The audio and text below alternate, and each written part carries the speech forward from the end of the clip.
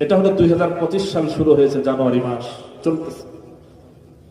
যুবক ভাইদের কাছে মেসেজ হলো, আপনারা পিছনের জিন্দেগির সবকিছু ডিলিট করেন, 2025 সালকে এমন ভাবে আলিঙ্গন করবে।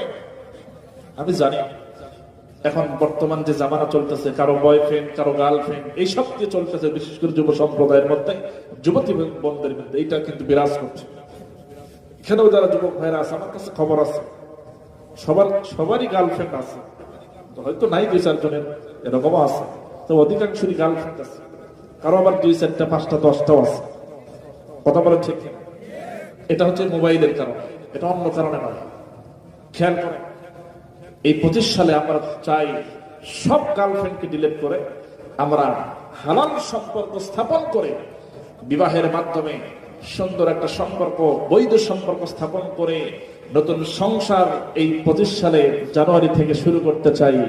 এই নিয়ত সবার আছে তো ইনশাআল্লাহ? আছে তো সবার? এখন গার্লফ্রেন্ডকে আমরা ন বলবো, আমরা বিয়ে করে বৈধ সম্পর্ক স্থাপন